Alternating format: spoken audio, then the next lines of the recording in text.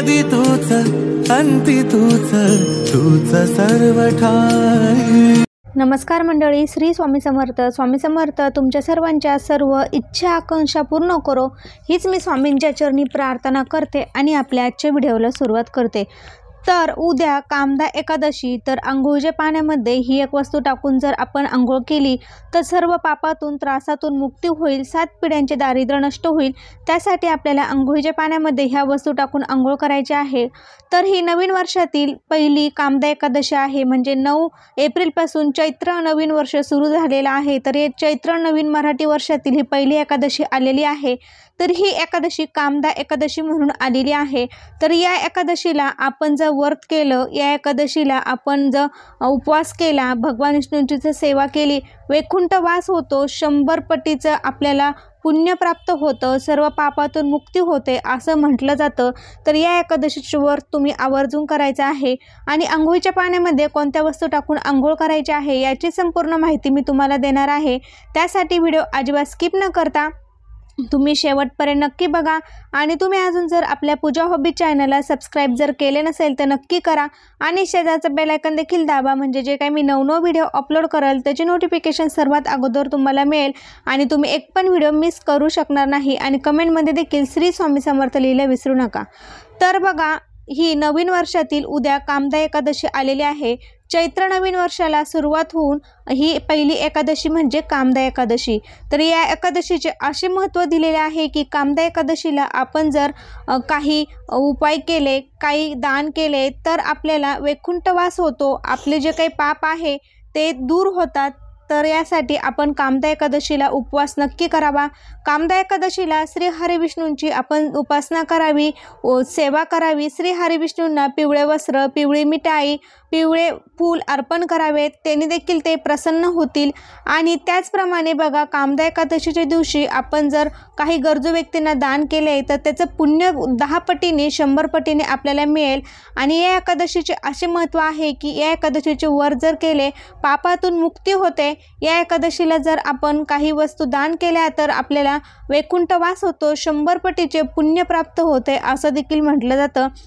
त्यामुळे कामदा एकादशीला तुम्ही नक्की उपवास करा, ब्रह्ममुहूर्तावर उठा, भगवान विष्णूंची सेवा करा, ओम नमो भगवते वासुदेवाय नमः या मंत्राचा जप करा। तर सकाळी आपल्याला अंघोळीच्या पाण्यामध्ये कोणत्या वस्तू टाकायच्या आहे, तर ही नवीन वर्षातील पहिली एकादशी आहे। तर आवर्जून तुम्ही ह्या वस्तू अंघोळीच्या पाण्यामध्ये टाकून अंघोळ करा, ह्याने देखील तुमचे सर्व पाप नष्ट होईल, सर्व जे काही त्रास आहे ते दूर होईल, आपल्या घराला जे काही 7 पिढ्यांचे दारिद्र्य लागलेले आहे ते देखील संपेल। त्यासाठी आपल्याला ह्या वस्तू अंघोळीच्या पाण्यामध्ये टाकून अंघोळ करायची आहे। तर बघा, सकाळी उठल्यानंतर सर्वात पहिले भगवान विष्णूंचं, श्रीहरी विष्णूंचं स्मरण करा। त्यानंतर स्मरण केल्यानंतर तुम्हाला शक्य असेल तर तुम्ही गार पाण्याने अंघोळ करा, ते जर शक्य नसेल तर कोमट पाणी घ्या।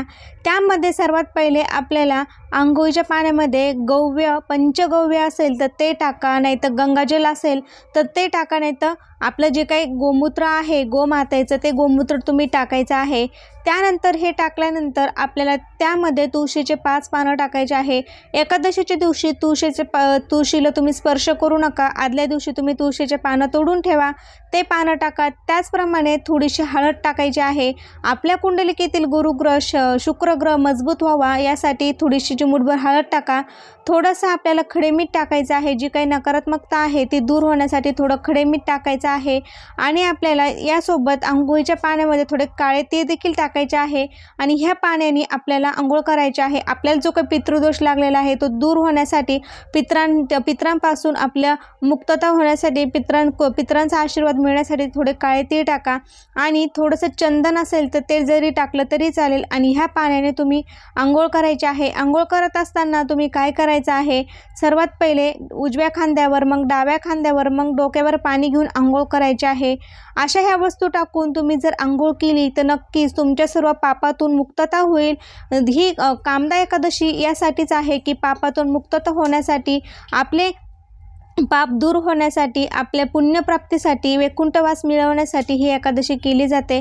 आणि त्याचप्रमाणे आपल्याला जे काही 7 पिढ्यांचे दारिद्र्य लागलेले आहे ते देखील नष्ट व्हावेत यासाठी देखील तुम्ही अंघोळीच्या पाण्यामध्ये ह्या वस्तू टाकून अंघोळ करा।